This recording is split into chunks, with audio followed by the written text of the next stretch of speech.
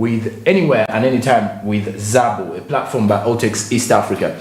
The platform is powered by Altex, and of course, if you have no account yet with the platform, all you need to do is register using your national identification number. Now, besides your national identification number, what you also need to know is that after registering with your national identification number, in the long run, you will be able to invest after 24 hours. The opening times on the platform is the opening time on the platform is 8:15 a.m. and closing time is 3:15 p.m.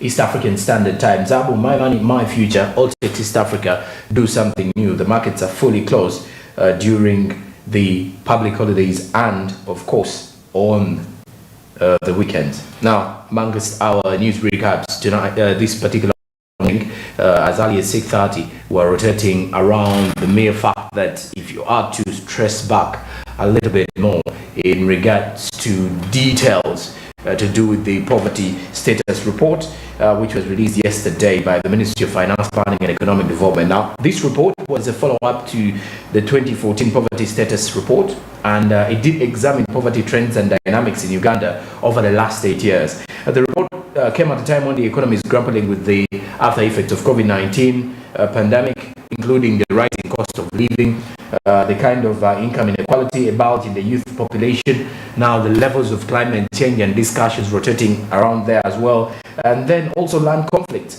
And there is also a need to call for a deeper cooperation through the African community. Now, on the other issue, or during this particular report, there is a decline. The report highlighted that there was a decline in poverty levels in Uganda, and some of the legislators do believe that there should be more focus on the evaluation of government programs, because this would be enough to at least alleviate poverty completely, or at least to a huge percentage than it is currently, because it is not something easy to wipe out poverty all over. Not saying it's not viable or realistic, but hey, it's not that easy anyway. But as of now, as we dig deeper in this particular report, you get to understand that according to some legislators, like for example this app that we started with, they do believe the government should focus on more evaluation of the government programs that are being put in place, especially those that are centered around creating room for Ugandan people to alleviate from poverty. Let's get more from our first update this morning.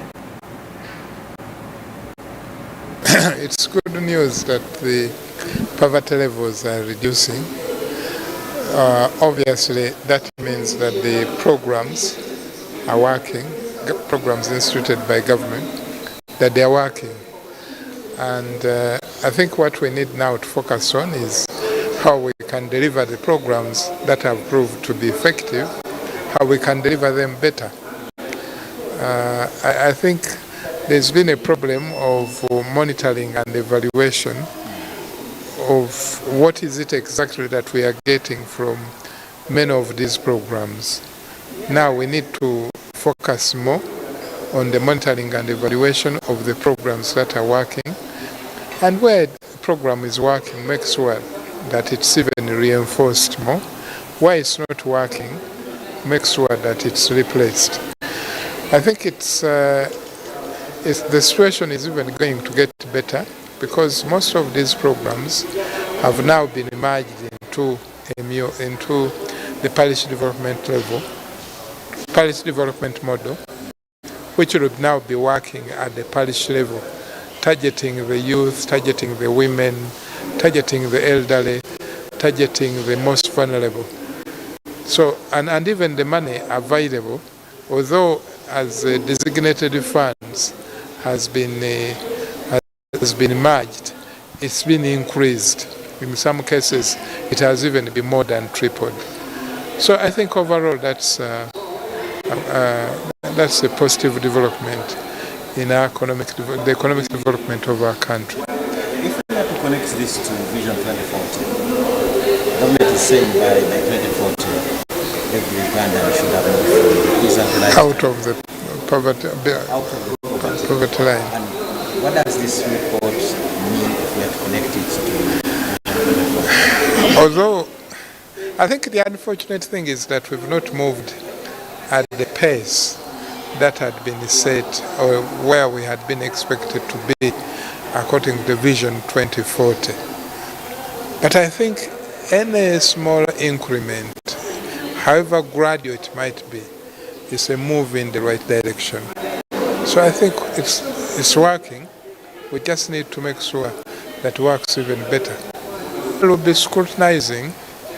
I think the problem is that we have the National Development Plan, NDP3, we have the manifesto, then we have other strategic direction issued by the President.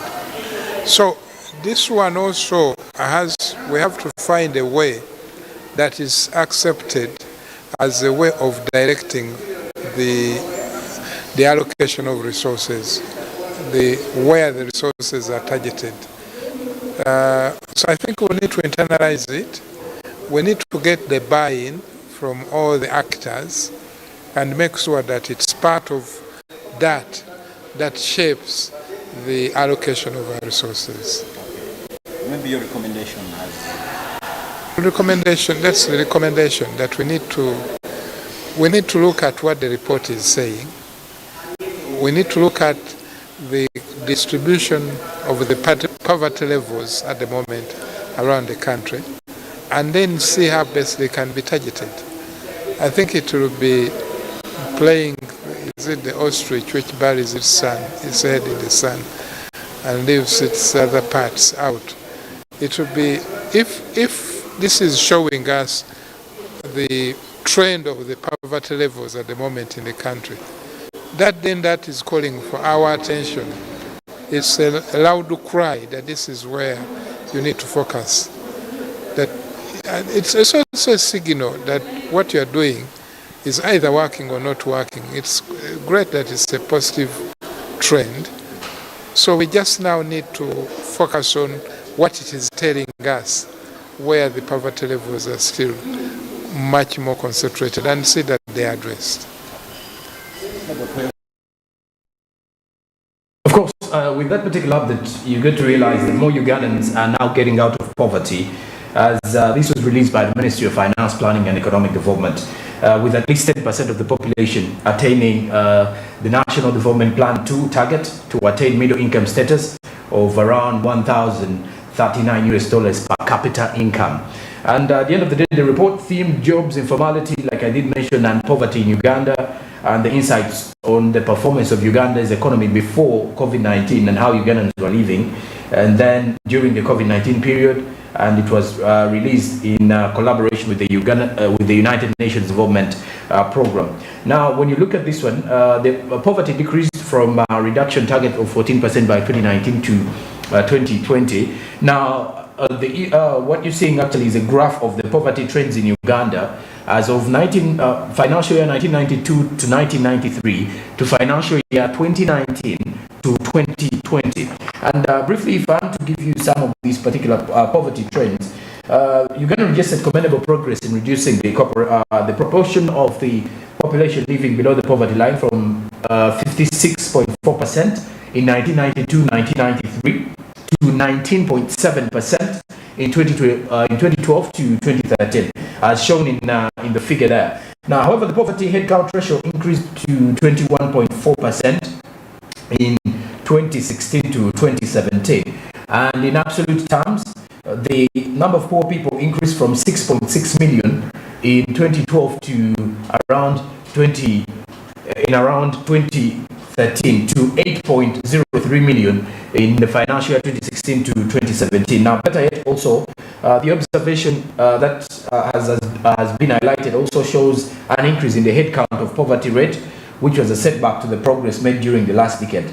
It also jeopardized the likelihood of achieving the NDP2 target of reducing poverty to 14.2% by financial year 2019 to 2020.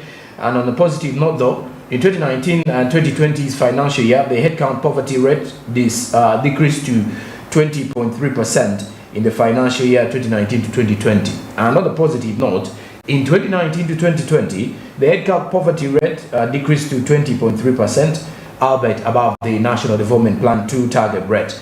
and as you can definitely get to realize that. And as of now, besides that particular update, we get to head to the traffic updates this particular morning. Well, besides the kind of situation, I do believe the traffic flow ideally brings up the speed as to why Ugandans are quickly rushing away from the poverty levels, or why most of them are getting out of poverty. It also goes back to the time frame, or the kind of the time they hit their different workplaces. And as you can see in Barige's background, many vehicles are actually trying to at least head out to their different workplaces as individuals try to kickstart off their business day. Now let's link up with Barige Andrew, who is at the Kira Road, to give us more details and how the vehicles are moving out.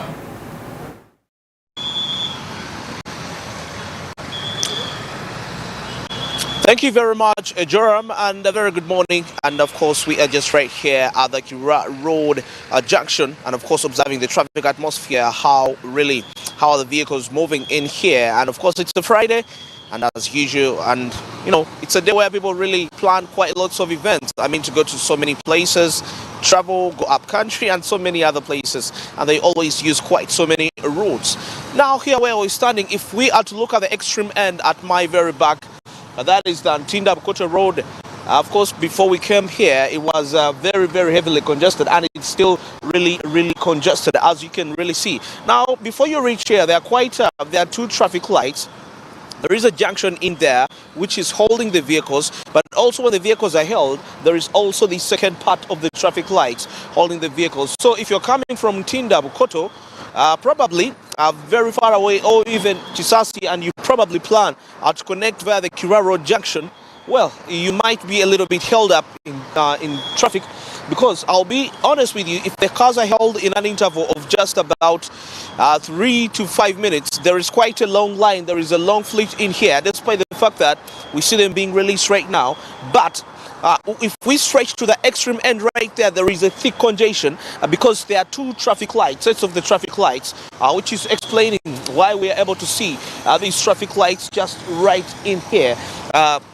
Like getting to observe the congestion, explain the congestion all the way from up there. So if you're coming from Kira, or you're coming from Ntinda, I mean, you're coming from, you know, and many places which connect to that, really, to those areas, Chisasi, and you really plan to pass at this very route, the Kira Road junction, well, chances are high that you might be held a little, and you may not be able to reach whatever destination. Probably you're heading to Nakawa, or you're heading to Lugogo, or you're heading even to Kamocha, Mulago. It may not be appropriate for you, or even town. It may not be very appropriate. It's quite very congested, if you can observe. Like I told you, two sets of the traffic lights, one at the other junction and the other at this very junction where we're standing.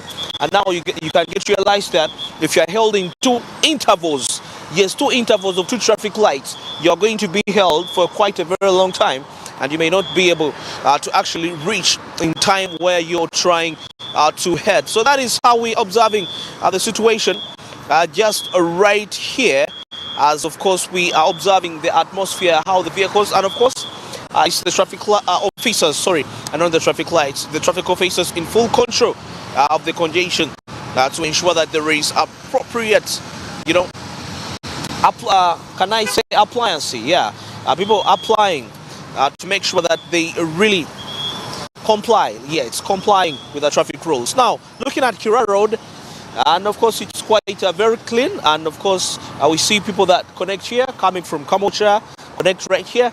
It's quite very okay for those that are coming from Kamocha, and you're connecting, or even Wandegea, but you plan to pass via this junction. It's very safe for you. It is very okay. You will be able to reach in time. Because we can see a vehicle still held 5 to 3 minutes, but still you see that there is not really a heavy fleet right there, a fleet of line of vehicles. So that means it's quite very applicable, and it's very realistic that you'll be in position to actually reach in time, as you really anticipate right there. And you can still see the vehicles coming from Ntinda Bukoto. When they actually reach here, it's really quite a smooth lane. They just continue straight. It's quite very okay. But for only those that are coming from Kamosha and you're connecting via this very junction, via Kira Road, using Kira Road, and you're connecting to the junction, to the traffic lights, well, it will be you will be in position to actually reach in time very well. And quite not so many pedestrians apart from school students whom we see that of course come to cross the road and try to get to school to ensure that they really catch up the time.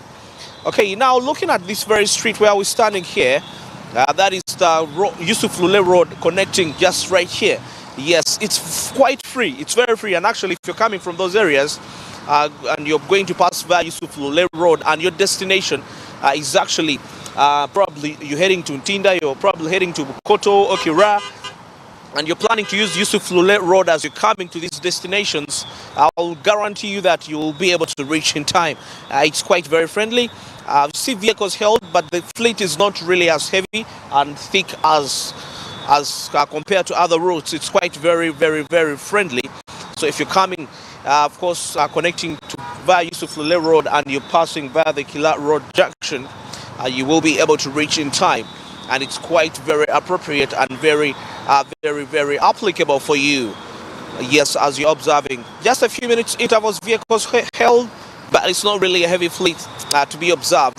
It's quite a little bit friendly. Now looking at the Lugogo bypass, it's quite a free lane, but just that for those that are coming from Tinda Bukoto, and you will only be delayed by the traffic lights, by the two sets of traffic lights to connect you to the Lugogo bypass.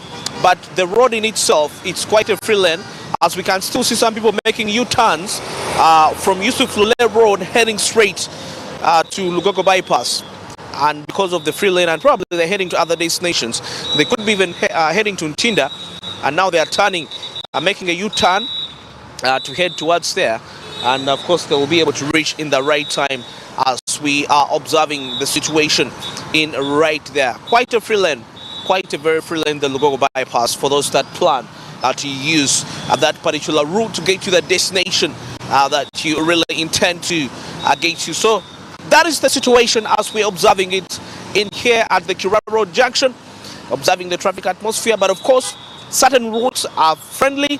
Now, like I said, those coming from Kamocha, connecting to this lane, you're safe. But those coming from Tinda, Bukoto, and connecting to this lane, you may not be able to reach in time at whatever destination you're heading to. And that is it for the traffic updates this morning.